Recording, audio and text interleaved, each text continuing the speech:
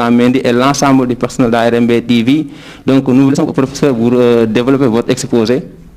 Voilà, donc merci beaucoup M. Ngom. Donc aujourd'hui nous vous avons proposé la dissertation philosophique. Alors avant tout je voudrais vraiment dire qu'est-ce qu'elle n'est pas et qu'est-ce qu'elle est réellement. Et vu que nous avons peu de temps, nous allons devoir aujourd'hui expliquer l'introduction, tout simplement, et pour éventuellement la prochaine fois s'adonner au développement et à la conclusion. D'accord. Voilà, donc la dissertation philosophique n'est pas un attelage de connaissances livresques ou bien même romanesque. Elle n'est pas une dissertation littéraire, encore moins celle historique ou bien géographique. Donc, elle n'est pas un essai en prose, ni un roman lyrique, ni un exposé thématique, ni un discours, ni une démonstration mathématique, ni un compte-rendu, ni une construction d'abri d'idées, ni un reportage, encore moins une explication décousue. Alors, qu'est-ce que cela veut dire? Cela veut dire que la dissertation est un exercice de réflexion méthodique, explicative, cohérente et soutenue. C'est une activité rationnelle. Toujours la rationalité revient sur tous les cours en philo. C'est une réflexion également critique qui émane et qui peut amener également la thèse et l'antithèse. Un exercice d'analyse, un effort d'argumentation, une réponse à une question bien posée. Quelles sont les qualités requises, c'est-à-dire les qualités qu'on demande aux candidats et aux candidates? Écrire lisiblement et visiblement. Deuxième chose, avoir un langage correct et concret, clair et précis. Respecter la syntaxe. Avoir également un français sombre dans l'expression, éviter la grande éloquence. Alors, on y reviendra. Maintenant, de manière ramassée, voilà ce qu'est la dissertation philosophique. Maintenant, aujourd'hui, j'ai amené 3 tableaux.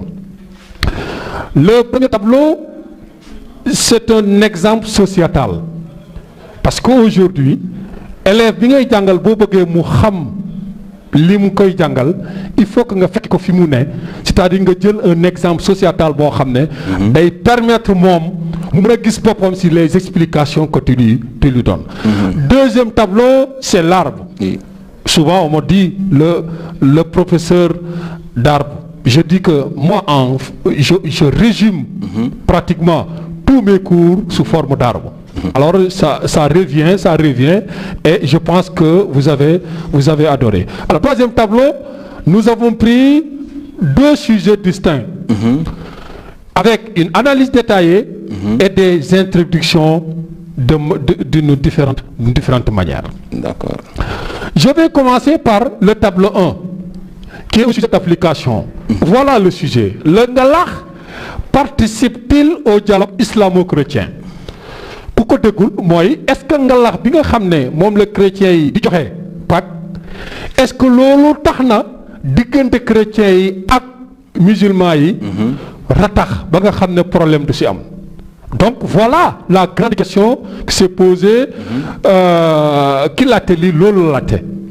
Maintenant, l'introduction, généralement on dit aux élèves que l'introduction est principalement subdivisée en 3 parties, 3 grandes parties. Oui, je suis d'accord.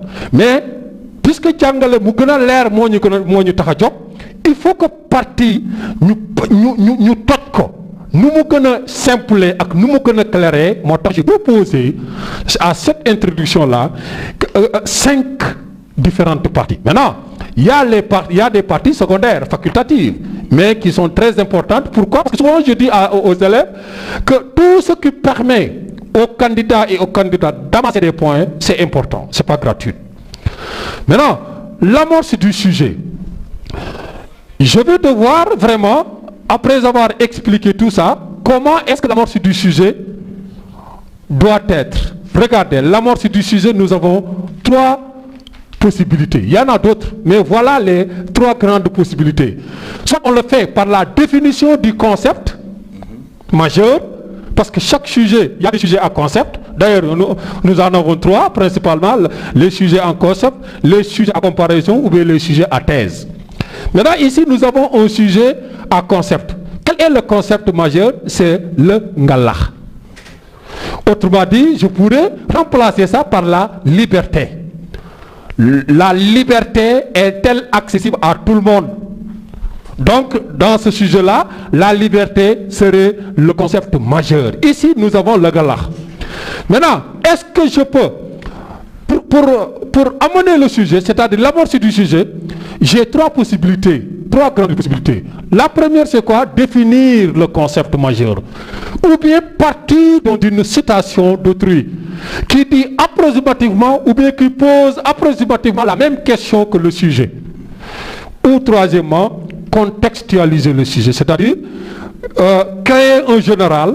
D'ailleurs, avant de faire avant cette émission-là, j'ai croisé dans les couloirs Michel Bodian, qui m'a inspiré en wolof pour me montrer que pour Khalebi, me comprendre qu'est-ce que l'amorce du sujet, il m'a donné un sujet en wolof et je reviendrai là-dessus après avoir expliqué toutes ces parties-là. Maintenant, c'est la raison pour laquelle moi, parmi ces 3 possibilités, j'ai opté pour la première, c'est-à-dire définir le concept. J'ai dit, étymologiquement, le mot ngala vient du wolof nga, qui est le diminutif de ngalam, signifiant wurus ou or, et de l'ach, qui est un plat sénégalais à base de mil. Voilà la définition étymologique que j'ai prise pour amener le sujet, c'est-à-dire pour donner une définition adéquate au mot ngala. D'accord. Le ngala peut se définir ainsi comme un plat fait de mil confiné ayant plus de valeur que la lard quotidienne. Oui. Peut cuisiner dans les concessions, c'est-à-dire dans les maisons. Le ngala occupe pourtant une place importante parmi les plats préférés des Sénégalais au-delà du ceebu jën. Conscient de son importance, les chrétiens profitent des Pâques pour le distribuer aux musulmans, leurs frères de cœur et de foi inséparables. Alors, il y a des élèves qui me disent que ça c'est long pour amorcer le sujet. Je donne un exemple toujours. Quand M. Bodian dit à un élève, va m'amener mon sac qui se trouve à Kër Mbaye Fall, entre Rufisque et Kër Mbaye Fall, ça fait approximativement 7 km ou 8 km. Mais moi, qui suis né à Katakel, si j'ai un sac, je demande à un élève d'aller jusqu'à Katakel pour amener le sac, c'est pas la même chose. Non. Est-ce que man ki ma wax ne demal ma sama dëkk nga jëlalil ma sac bi dina ma dox? Non. Mais entre Rufisque et Mbao, on peut marcher. Ou bien que jël charrette.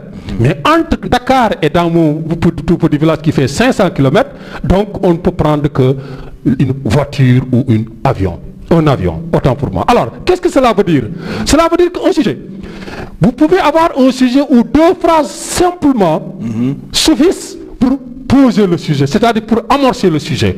Mais il y a des sujets qui admettent 1, 2, 3, 4, jusqu'à même 6 phrases pour pouvoir poser le sujet. Je dis, tant que la dernière phrase ne colle pas avec le sujet, n'arrêtez pas pour pouvoir poser le sujet. C'est la raison pour laquelle j'ai dit, j'assume cela en maison. Vous faites que yow dañ la demal jëlal ma kii bi 2e étage nga dem 2e étage nara wàcc jaaroo ci escalier yi boo daanoo mën nga damm. C'est la même chose. Le sujet également, pour amener le sujet, il faut passer là où il se trouve. Sinon, vous allez passer à côté. Donc, il ne doit pas y avoir de rupture entre l'amorce et le sujet en tant que tel. C'est la raison pour laquelle c'est bien de faire très attention sur ça. Maintenant, poser le sujet arrive en deuxième lieu.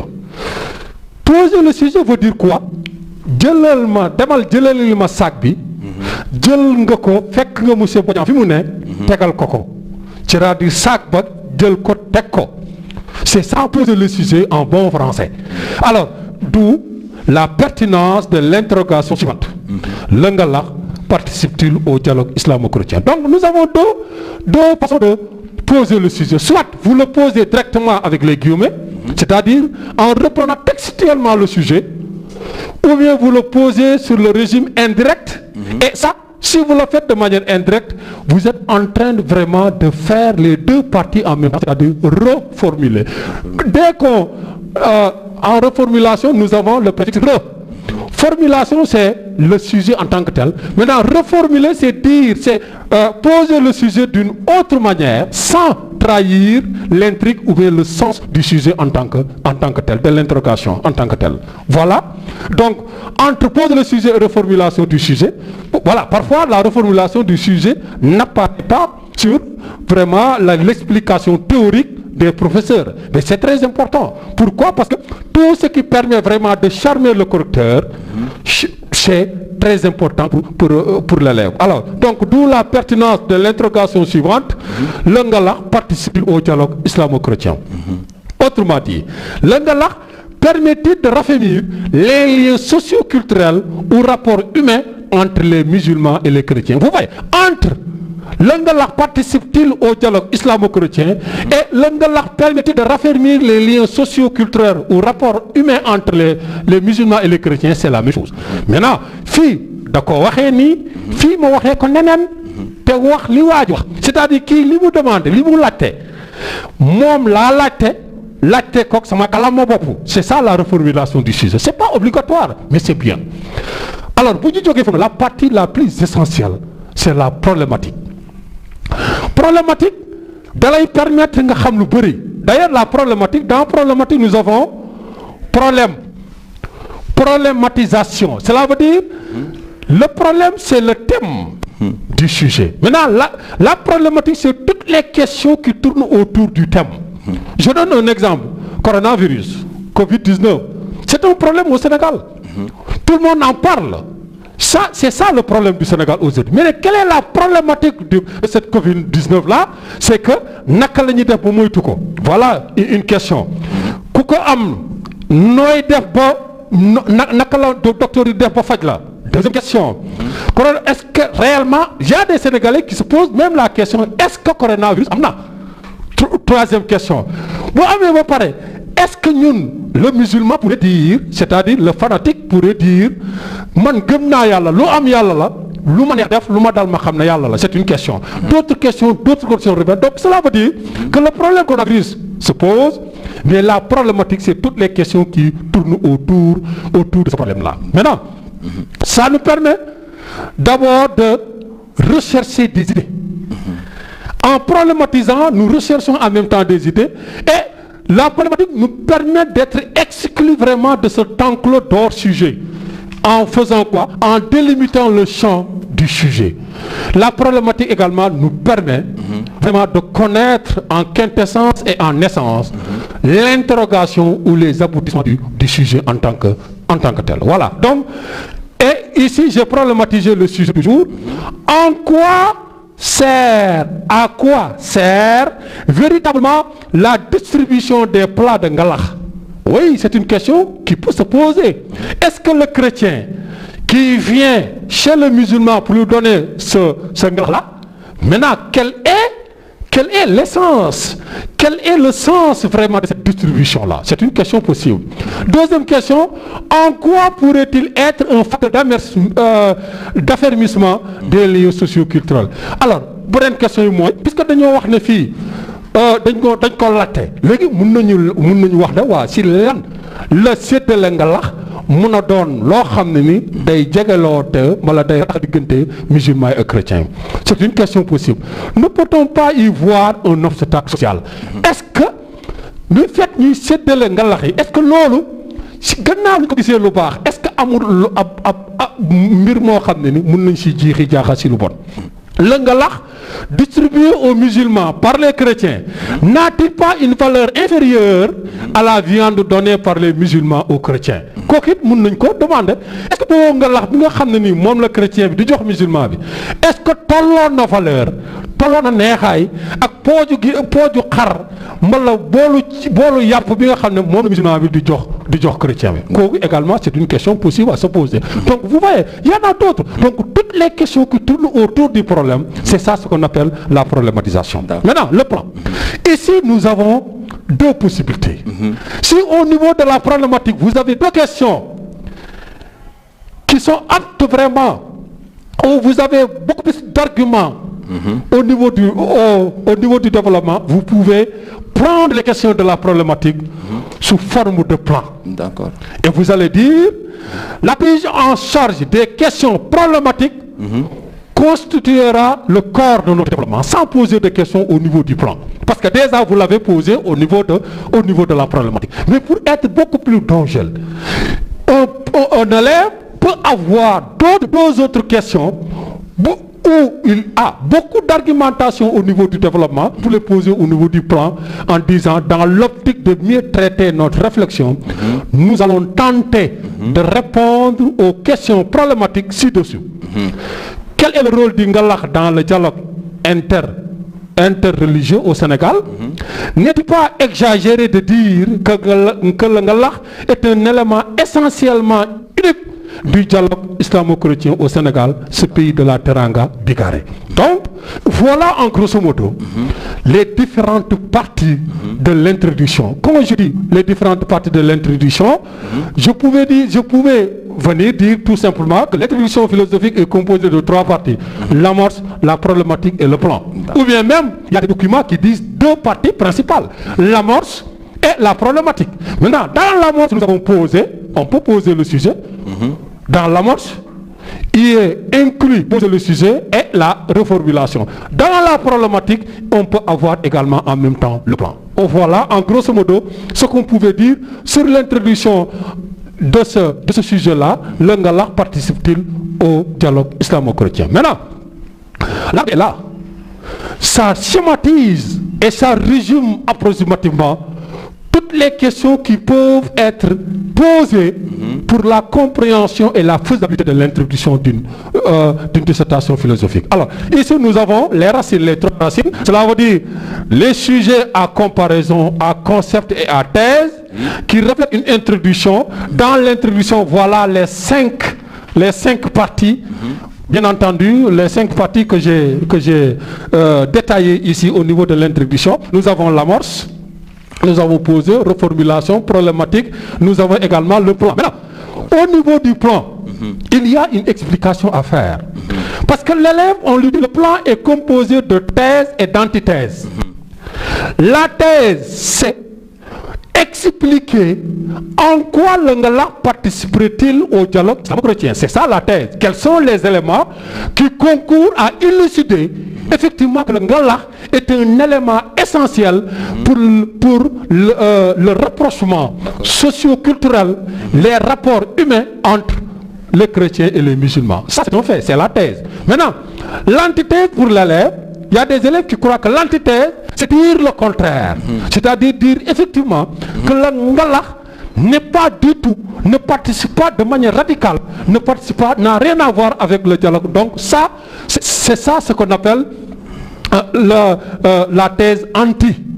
Alors que moi je vous dis que la thèse n'est pas toujours anti. La thèse peut être éclaircissante. Cela veut dire la thèse peut donner, l'antithèse n'est pas toujours anti, l'antithèse peut être éclaircissante. Qu'est-ce que cela veut dire?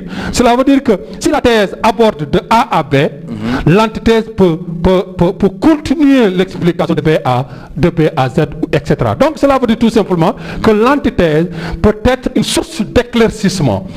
D'éclaircissement de quoi? De la thèse. Cela veut dire donner beaucoup plus d'informations, donner beaucoup plus d'éclaircissement que la thèse en a déjà donné. Voilà ce que je voulais dire sur ça. Maintenant, l'antithèse peut être non, la thèse peut être oui, l'antithèse peut être non. Mais le non ne doit pas être un non radical, c'est-à-dire une rupture. Parce que munoo wax ne monsieur Bagna dafa baax Première partie. Deuxième partie, tu défends que M. Badian est bon. Non. Dans un même sujet, dans un même raisonnement, ça ne se comprend pas. Donc, vous pouvez dire, M. Badian, on nous dit que certes, M. Badian est bon, alors que le sujet nous parle vraiment de son portrait moral, ou bien de son côté social. Mais au-delà de ça, un autre élève pourrait amener une antithèse en disant qu'au-delà de ses aptitudes, de son comportement social, nous avons également son comportement professionnel. Il est bon parce qu'il est professionnellement soudé, il est professionnellement bon. Donc il a amené un autre fait sur la bonté, sur la bonté et la quiétude de M. Badian. Voilà en grosso modo ce que je voulais dire sur ça. Maintenant, j'ai essayé de faire également deux sujets distincts. Qu'était l'essentiel inaperçu et chose réalisable pour la raison. Et je devais commencer par là. Une dissertation, avant de penser à l'introduction, au développement et à la conclusion, avant de penser à l'amorce, poser, reformuler, problématique, etc., il faut penser à la compréhension du sujet. Et la compréhension du sujet ne peut se faire qu'à travers une analyse détaillée, bien faite. Qu'est-ce que cela veut dire? Le sujet, en français, on nous dit qu'il faut souligner les mots clés. Moi, je dis à mes élèves que tous les éléments constructifs du sujet sont essentiels. Même les ponctuations. C'est la raison pour laquelle ici, je dis, qu'était-ce recherché? Donc, je suis en train de faire une analyse détaillée de ce sujet-là, qu'était l'essentiel inaperçu et chose réalisable pour la raison. Alors, je dis souvent aux élèves que aucun professeur, qu'il soit expert ou autre chose, ne peut comprendre un sujet sans l'introser. Il va falloir introser d'abord les éléments du sujet pour pouvoir comprendre. Alors, si je dis ça pour les professeurs, maintenant ça devient beaucoup plus difficile pour les apprenants. Alors donc cela veut dire tout simplement, il faut toujours commencer par une analyse détaillée. Qu'était rechercher, chercher, aller vers, aspirer. Ça, je comprends. L'essentiel inaperçu. Ici, le sujet, la difficulté du sujet, c'est l'essentiel inaperçu. Est-ce que l'élève aura cette capacité de comprendre qu'est-ce que l'essentiel inaperçu? C'est un savoir intelligible, absolu, vrai. Monde intelligible, et dès qu'on parle de monde intelligible, on pense directement à Platon et on pense à Kant avec le noumen et le phénomène. D'accord. Chose réalisable, est-ce possible? Est-ce qu'on peut le faire? Faisable, acte possible, capacité accrue. La raison, c'est cette faculté humaine permettant de juger, de distinguer le vrai du faux, de savoir, de comprendre, de connaître et de se connaître. Alors, le point d'interrogation, c'est une interrogation, c'est une demande. Maintenant, si quelqu'un effaçait le sujet, celui qui ne l'a jamais vu pourrait comprendre, on nous parle d'une recherche, de quoi? Qu'est-ce qu'on recherche? D'une possibilité de recherche d'un savoir intelligible. Cela veut dire d'un savoir qui n'est pas de ce monde sensible. Est-ce que c'est possible? Par la raison. Sans voir le sujet, on comprend à travers l'analyse détaillée quel a été le sujet réellement. Maintenant, au-delà de ça, il faut essayer, à partir des éléments de l'analyse détaillée, essayer de concocter les éléments qui te permettront vraiment de dégager la problématique. Le pouvoir, la possibilité de la raison face à la connaissance absolue des choses intelligibles. Alors, deuxième chose, il faut toujours voir le type et la forme. La typologie du sujet. La typologie du sujet est importante. Pourquoi? Parce que plus le sujet est long, plus il est explicite. Plus le sujet est court, plus il est difficile. Parce qu'un sujet court renferme des non-dits. Il y a des non-dits. Et s'il y a des non-dits, c'est à l'élève d'entrevoir ce qui devrait être écrit ici dans le sujet et qui a été effacé. Donc le sujet, je dis, plus le sujet est court, plus c'est difficile. Plus le sujet est long, mieux ça vaut pour la compréhension. Alors ici, la taille est moyenne, le type et forme, c'est un sujet sous forme d'interrogation. Alors, toute interrogation attend une réponse. Alors, et dans ces réponses-là, nous allons avoir la thèse et l'antithèse. Et sur ce point-là, je dis aux élèves de ne pas changer vraiment à faire un sujet à tortiller. C'est extrêmement difficile pour un élève.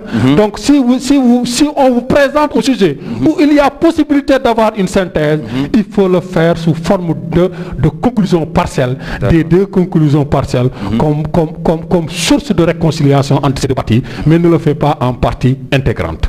Voilà ce que je voulais dire. Alors ici, le sillage, contexte, champ de réflexion, pensée, métaphysique, critique de Kant, phénomène. Alors donc ici, ce sont les idées. Regardez, la recherche des idées. Il faut rechercher toutes les idées qui concourent vraiment à donner des informations sur le sujet. C'est ça ce qu'on appelle la recherche des idées. Et ça, vous le faites en brouillon et vous le faites pêle-mêle.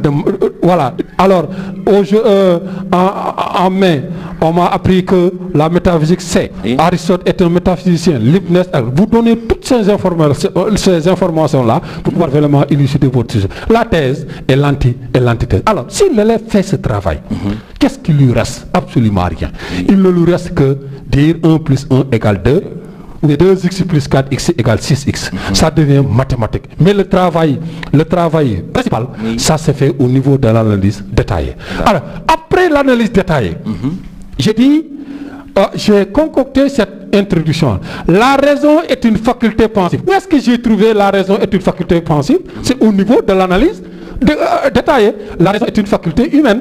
Vous voyez? Donc, je ne fais que prendre les éléments que j'ai déjà analysés, que j'ai déjà eu au niveau de l'analyse détaillée, pour vraiment formaliser les parties que notre professeur nous a appris. Alors, la raison est une faculté pensive, réflexive, exclusivement attribuée à l'homme, lui permettant de connaître, comprendre, juger et distinguer le vrai du faux, le bien du mal, le juste de l'injuste. Point. Si pour les rationalistes comme Platon et Descartes, la bonne conduite de la raison permet d'accéder à la connaissance absolue des choses, d'autres tels que Kant, Pascal ou Comte soutiennent l'impuissance de celle-ci à transcender ou à percer ce tissu du savoir intelligible. Xam nga fii lan laa def dañ na la est-ce que xelum nit doomu aadama mun na xam lépp ba xam li nga xam ne nekkul ci àdduna bi mu c'est-à-dire ba xam zahir ba xam baatin xam nga le monde sensible et le monde intelligible, je le dis souvent à mes élèves, c'est le zahir et le baatin. Zahir mooy fi ñu nekk li nga gis, baatin mooy li am te mosoo ko teg bët mënoo sa bët sax mënu ko teg. Léegi nag kii dafa laajte na est-ce que xelum doomu aadama mun na jàppul mun na am xam-xam boo xam ne nekkul ci fu mu ne c'est-à-dire xam-xamu métaphysique mooy xam-xam bi nga xam ne dafa nekk feneen fu nekkul suñu àdduna bi loolu mooy li maintenant pour mu amener sujet bi yaa xayti li may def mooy damay définir lan mooy xel lan mooy raison doomu aadama doomu aadama raison moo ko may mu xam ràññale xam lu baax xam lu bon mën a def lu baax mën a def lu bon xam lu jub ak lu jubul xam li am ak lu amul xelam moo ko may loolu te moom rekk ko am si yàlla bindu loolu laa wax mu ne waaye nag xelam moomu am na ñoo xam ne dañu ne xel mënu ko permettre mu xam lépp ñi ko wax mooy les rationalistes loolu nag il faut que l'élève apprenne ses leçons c'est-à-dire l'élève doit savoir que les rationalistes sont Platon et Descartes ñoom ñoo ne xel mën na xam lu ne d'ailleurs Descartes par son cogito ergo sum a dit, je pense donc que je suis la seule vérité indélébile d'ailleurs chez Descartes, c'est la connaissance c'est la connaissance encyclopédique. Cela veut dire tout simplement pour Descartes la raison est apte à connaître toute forme de connaissance. Alors mu ne am na ñoo xam ne nee nañ waaw ñi wax waaw mooy les rationalistes Platon ak Descartes am na ñu wax déedéet ñi wax déedéet mooy Kant ak Pascal ak également Comte qui dit que adduna bi xelum doomu aadama munul jéggi ba zahir pour dem baatin. xelum doomu aadama yi munul xam lu dul lu mu teg bët. Descartes, Kant d'ailleurs a dit que y a le monde des phénomènes et le monde des noumènes. La raison ne peut pas transcender ce tissu ombilical qui existe entre le monde des noumènes et le monde des phénomènes pour percevoir les noumènes. Non, la raison ne peut percevoir que les phénomènes. Alors le phénomène, c'est le palpable. Donc voilà alors maintenant, c'est ça amener le sujet. Poser le sujet, c'est dans cette perspective qu'il faudra essayer de comprendre l'interrogation suivante. Toujours moi. Oui. Je dis à mes élèves, on vous a demandé de poser le sujet tel qu'il est, avec des guillemets. En d'autres termes, la reformulation. La vérité absolue est-elle totalement accessible à la et par la raison? C'est ça la reformulation. Alors ce sujet nous pose. Alors ici, il faut voir que pour problématiser, je n'ai pas fait la même problématique que ce sujet du Ngala. Oui. Ici, j'ai posé des questions, mais ici, j'ai fait, c'est-à-dire de manière explicite, ce sujet nous pose un débat substantiellement contradictoire sur le pouvoir et les limites de la raison face à la connaissance dans toutes ses facettes.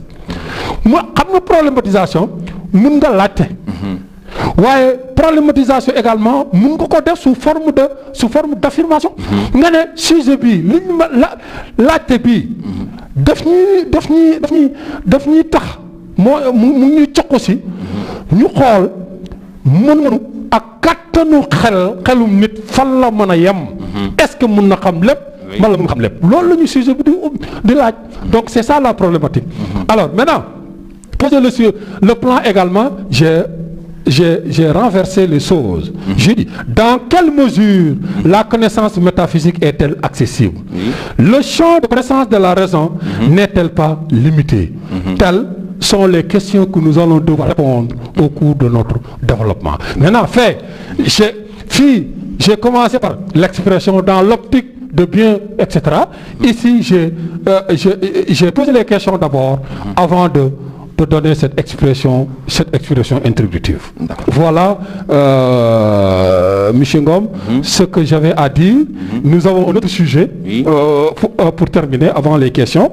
Alors, l'autre sujet, c'est quoi? Le philosophe est celui qui dit en y pensant ce que tout le monde dit sans y penser. Ce sujet également demanderait une analyse détaillée. Alors, l'analyse détaillée serait quoi? Le philosophe, c'est qui? Vous donnez toutes les... tout ce qui tourne autour du philosophe, ce qui caractérise un philosophe. Et celui qui dit, qu'est-ce que dit? Cela veut dire, c'est une expression. En y pensant, en réfléchissant, comme son nom le dit, en pensant. Ce que tout le monde dit, tout le monde, c'est le non-philosophe. Sans y penser, donc le philosophe, pour lui, le philosophe n'a pas de réflexion critique. Le philosophe est crédule, le philosophe est naïf dans sa pensée.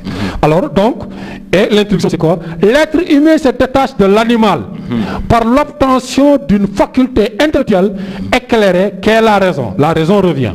Mais son usage se différencie d'une personne à une autre. Contrairement au sens commun, cela veut dire au non-philosophe. Naïf, crédule et privé d'esprit critique.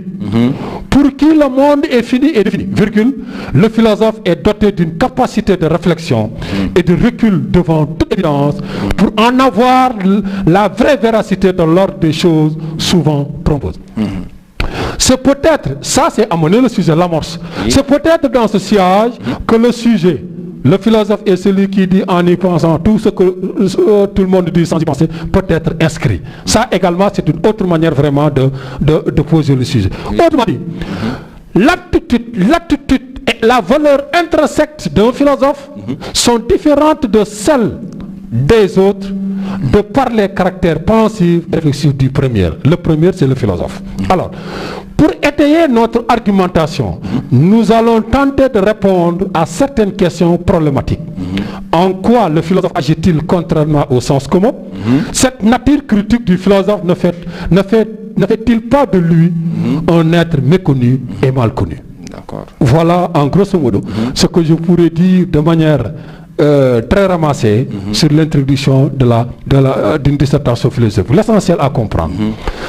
Et je reviens surtout sur l'exemple que M. Bogna m'a chuchoté tout à l'heure. Ñu ne mu am ko ñëw. Parce que sujet cax la. M. Bogna ñëw na ma monsieur Dramé, je voudrais que vous fassiez une introduction sur ce sujet en wolof. nga defal ma introduction bi. lamp kat lu am njëriñ la pour leeral doomu aadama. point. monsieur Bogna moo wax loolu que vous inspire ces propos de monsieur Bogna. lan nga ci xalaat. ma ñëw ma ne dama koy amorcer le sujet mais pour amorcer le sujet il va falloir que je remonte que je crée un général de ce sujet-là ma seet fan la monsieur Bogna waxinam fan la ko teg. nga ne guddi ak bëccëg bu bëccëg xam nga bëccëg am na lampe. am na leer parce que yàlla indi na leeram. waaye guddi de waay. leer googu day làqu. guddi jot lëndëm dugg moo tax lampe ñuy taal lampe. léegi en même temps amener le sujet mais loolu kat moo tax. ñu mën a xel mi de. monsieur Bogna moo tax mu wax ji. posé naa sujet bi bu mu waxee wax jooju ba pare mun na ko waxaat sama waxinu bopp ma ne lampe kat am na njëriñu guddi. parce que bu nekk doon lampe guddi. kon bu nekk doon lampe vraiment guddi kenn du gis. muy la formulation du sujet. maintenant la problématique lampe boobu naka la ñuy mën a def ba mu tàkk benn question gi noonu. waaw lampe bi bu tàkkee est-ce que danañu permettre sax ñu gis lu ñu bëggoon a gis lépp est-ce que lampe mën nañu tax mën a permettre doomu aadama gis lu mu bëggoon a gis lépp ñaareelu question donc je peux en poser tant d'autres. maintenant au niveau du plan loolu nag moo tax dinañ xool est-ce que lampe boobu. gannaaw di ñu jiit di ñu leeralal ñun est-ce que amul benn effet négatif c'est-à-dire est-ce que amul foo xam ne lampe ba utilisation lampe ba dafay bon à la place de baax mooy l'antithèse. Donc voilà en grosso modo ce que je pourrais dire sur l'introduction de la dissertation philosophique en attendant les questions posées. D'accord. Merci beaucoup monsieur Dramé. Je crois que vous avez bien expliqué la méthodologie de la dissertation dans son premier partie l'introduction. Donc li ma xaw a jaaxal nag mooy sa garab gi yow foo dem da nga indi garab gi pour lan la. waaw garab bi c'est juste pour schématiser xam nga toujours feem dafa baax ci lépp looy def feem bi mooy lan c'est pas montrer autre chose que les autres mais c'est pour vraiment permettre à l'élève de pouvoir capter en imager tout ce qu'on lui explique parce que théorique baax na mais pratique moo ëpp solo théorique parce que arbre bi boo ko amee ñu gis ne ci suuf ñetti sujet nga fa sujet comparaison sujet à concept et sujet de thèse à thèse ñu indil la fii ci côté bi ne la lii du moom lii du dissertation lii mooy dissertation introduction bi nag ñetti banqaas la am lii mooy amorce lii mooy posé lii mooy reformulation problématique ak plan je pense que lii moo gën sama xel mu gàtt moo gën texte ñu jox élève bi texte boo xam ne ça au finish daf koy embrouiller voilà donc élève bi bu xoolee rek dina xam ne amorce sujet ñetti yoon laa ko mën a def soit ma définir concept ba soit ma amener une citation soit ma contextualiser ko poser nag dama koy def ñaar benn bi ma jël ko poser ko comme niñ ma ko laajee ma poser ko comme niñ ma ko laajee waaye sama manière bopp mooy la reformulation donc kon def ko ñaari yoon maintenant problématisation nag lan mooy problématisation mooy problème bu amee ab xew-xew am na mooy Covid-19 am na waaye nag laaj yi si mën a laaj yëpp si biir commune boobu loolu mooy problématisation lan la ñuy jëriñ dina tax man élève bi du ma wax lu bokkul si sujet bi dina tax ma dem uuti ay xam-xam uuti ay mbir yoo xam ne dina ma tax bu soobee yàlla développement bi dinaa am lu ma fa wax dina ma tax également ma xam problème bi nga xam ne moom lañ ma laaj lan la dina tax ma xam loolu donc ñu ñëw ci plan bi mooy sa tontu yow ki lay corriger nee nga ko man kat fii la mbir di waxee lii la wax bi mu ko waxee lii la ci comprendre question yi ci tourné yëpp nii la waaye man dama la bëgg a xamal ne la ñaari pàcc yii laa lay tojalee yax bi le plan mooy tojal yax bi ni ñu koy tojee yax bi nag mooy ñaar la benn bi nga wane ki laajte bi lu tax mu laaj ko ba pare nag ñaareelu pàcc bi nag nga essayer ko discussion bi nag dans l'antithèse mun na doon mun na doon la waaj a wax safaanam te safaan ba sax du doon waaw mbala déedéet safaan ba day doon nga indi élément yoo xam ne day contredire à l'amiable ce que l'autre a dit beneen façon bi nga xam ne moom lañ soxla nag mooy nga gën a leeral ki laaj mbala ki wax ji wax fam fa yem yow gën a indi yeneen élément yoo xam ne day gën a leeral vraiment cette thèse défendue dans le sujet. Voilà en grosso modo loolu moo tax ñu indi arbre bi mais ça n'a rien à voir avec le programme académique. Man maa jugé nécessaire d'imager les cours pour que élèves bi mën a am temps mën a comprendre au-delà vraiment de l'expression écrite bu nga xam ne parfois day embrouiller les élèves. jaajëf monsieur Dramé loolu lépp si pédagogie la bokk ñu gisaat aussi si introduction bi nga def introduction d'application bi sujet bi nga indi si nga lax en même temps aussi indaale si contexte ceebu jën. Donc loolu c'est pour expliquer à l'élève mu gën a comprendre wala lu mu fa demee noonu. waaw mu gën a comprendre xam nga lu tax loolu. Parce que quand j'ai pris souvent l'exemple de la liberté. Mais le ceebu jën est beaucoup plus apprécié que le ngalax au Sénégal. Mais pourquoi le ceebu jën n'est pas distribué aux musulmans parce que ceebu jën bi boo demee boo mayee da ngay maye loo xam ne yow li nga gën a fonk la mbala li nga xam ne doo fa fekk sa kër ga. D'accord xam nga kan bu amee. bu kan amee toujours la nga koy ganale da ngay fexe jox ko loo xam ne bàyyi ko këram. pour mu doon ganale. C'est la raison pour laquelle wàllu ngalax bi ma indi ko. ku def une comparaison avec le ceebu jën qui est le plat préféré, le plat national d'ailleurs des Sénégalais. Maintenant ñu wane importance su ngalax bi. C'est symbolique. C'est pas la quantité, mais c'est pas encore moins la qualité, mais c'est juste quelque chose de symbolique pour raffermir pour les liens qui existent entre le christianisme entre les chrétiens et les musulmans. Et les musulmans. C'est la raison pour laquelle d'ailleurs dans les questions j'ai un peu taquiné pour dire pour montrer ce côté hybride. Pour dire est-ce que ñun jullit yàpp yi ñu jox chrétiens yi est-ce que ëppul valeur ñoom li ñu jox mais bu boobaa maa ngi inviter l'élève à faire la distinction entre le bonheur matériel et le bonheur immatériel. Cela veut dire matériellement parlant la viande est beaucoup plus valeureuse que le ngalax. Mais si nous prenons sur le plan symbolique ki la may juróom keneen ki may la fukk wala keneen ki may la téeméer may la c'est-à-dire yéene ba moo ëpp matière bi ñuy maye. C'est ça ce que je peux expliquer. Je voulais expliquer aux élèves pour vous montrer que dans un sujet on peut vous donner une expression, un concept qui a des non-dits que l'élève devra vraiment comprendre, entrevoir pour pouvoir vraiment étayer ses argumentations de manière substantielle. D'accord, merci beaucoup professeur. Donc nous passons à notre deuxième rubrique, questions-réponses. On a des questions sur la table. La première question est, qu'est-ce qui n'est pas la dissertation philosophique? Alors, la dissertation philosophique n'est pas un étalage de connaissances. Xam nga am na élèves yoo xam ne yaakaar ne bu ñu joxee un sujet sur la liberté, alors il doit vraiment dire tout ce qu'il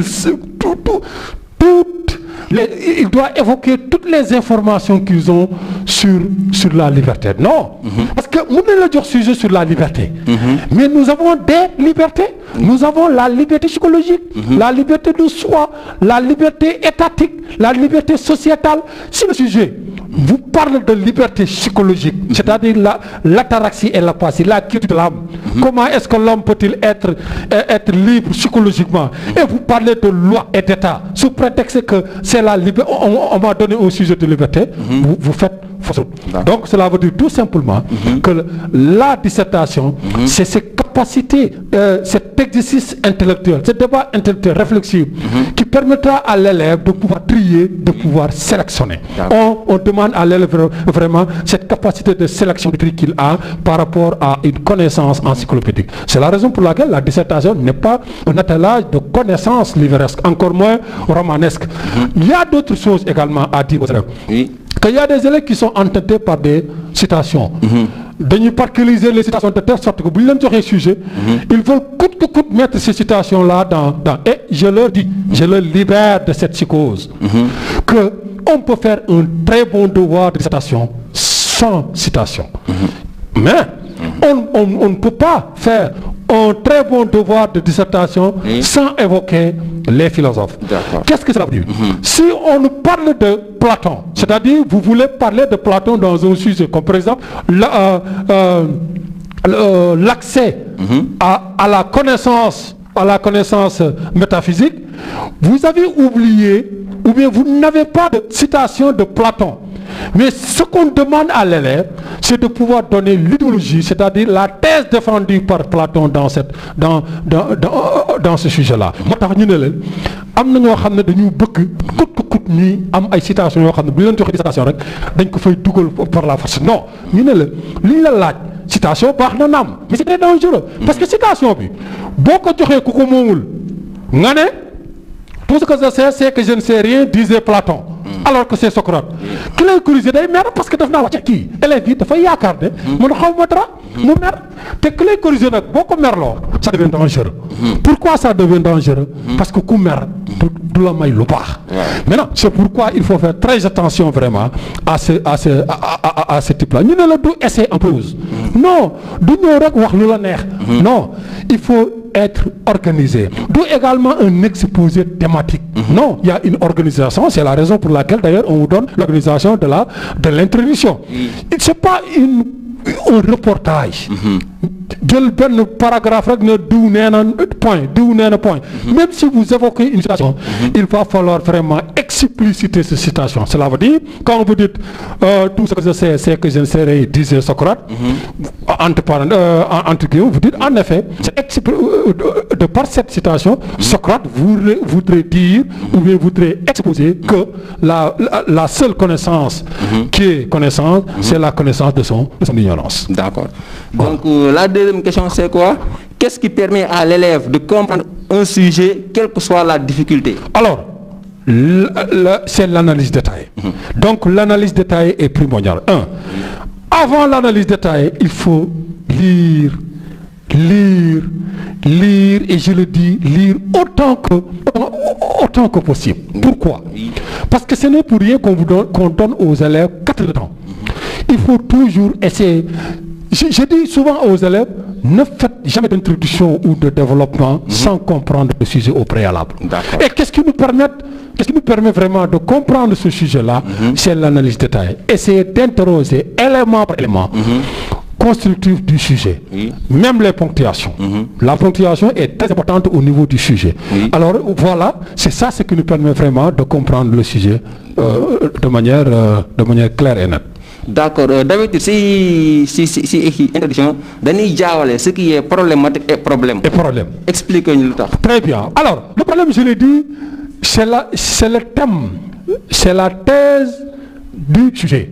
Cela veut dire qu'on peut dire qu'était l'essentiel inaperçu, est-ce réalisable pour la raison? Xam nga fii thème bi mooy lan? Mooy est-ce que la raison est capable d'accéder à toute forme de connaissance, même celle intelligible, cela veut dire métaphysique. Lii mooy thème bi, c'est-à-dire c'est ça le problème. Maintenant, la problématique, ce sont toutes ces questions-là qui tournent autour du problème. D'accord. Souvent, je dis aux élèves que problème mooy genre nen la. Nen lu jaune lu ne ci biir, c'est ça le problème. Maintenant tout ce qui englobe ce jaune-là, blanc beeg xottu beeg écorce beeg tout ça, c'est ça ce qu'on appelle la problématique. Alors qu'est-ce que cela veut dire? Que problème mooy liñ la laaj. Problématique mooy laajte yi nekk ci yi ëmb liñ la laaj. Comme par exemple, je donne un exemple. Est-ce que lampe l'air baax na ci guddi? Loolu la monsieur Bodian laaj. Kooku c'est le problème. Maintenant lampe boobu nag luy njëriñam fan la jógee? Est-ce que mënul am beneen effet boo xam ne nii mooy effet néfasté? Est-ce que mënul am leneen ak leneen? Donc toutes ces questions-là qui tournent autour de cette lampe-là, c'est ça ce qu'on appelle la problématique. Donc en grosso modo, le problème c'est la thèse posée par le sujet. La problématique c'est toutes les questions qui tournent autour du problème. D'accord. Professeur, da nga ñuy répondre question bi brièvement, rapidement, parce que on est presque au terme de l'émission. Est-ce que mën nañ def introduction sans def plan? C'est-à-dire, est-ce qu'on peut faire une introduction sans plan? Ça serait une introduction caduque, désorientée d'ailleurs. Oui. Parce que le plan, corriger dans le développement, qu'est-ce que tu vas faire? Parce que le plan, c'est ce fil conducteur. Tu dis au correcteur que man, lila lay defal si introduction si développement bi remplir toutes ces exigences là. Voilà ce que je vais faire. Voilà les 2 questions que je vais essayer de répondre dans le développement. C'est la raison pour laquelle d'ailleurs ça dans l'optique de bien traiter notre réflexion, nous allons devoir répondre aux questions problématiques. Ou bien pour étayer notre argumentation, cela veut dire notre développement, nous allons tenter de répondre à certaines questions problématiques. C'est-à-dire questions c'est-à-dire le plan, une introduction sans plan, c'est une introduction caduque, inachevée, qui n'a pas d'importance et l'élève ne pourra pas avoir les points requis. Je crois que toutes les questions ont été bien répondues par notre cher professeur M. Dramé, qui est très disponible pour Sen Éducation, toujours présent ici à la maison RMB TV, la télévision de la culture et de la jeunesse. Donc, professeur, votre dernier mot, s'il vous plaît. Alors, mon dernier mot, c'est juste faire un petit rappel, c'est-à-dire une petite correction. Et excuser également aux élèves et aux professeurs et à la population qui me regarde que le cours passé, j'ai fait une petite erreur. Et heureusement que j'ai une excuse. Pourquoi? Parce que l'erreur est humaine. Personne n'est parfait. Sur la date de naissance Socrate et la date du décès. Socrate est né en 470 avant Jésus-Christ et il est décédé en 399.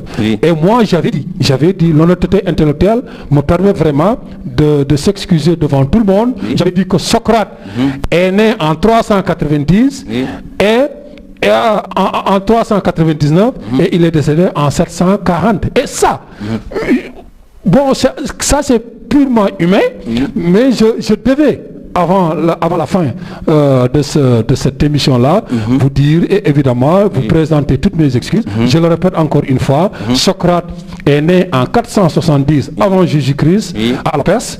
Il est décédé en 399 également avant Jésus-Christ. Voilà ce que je voulais dire.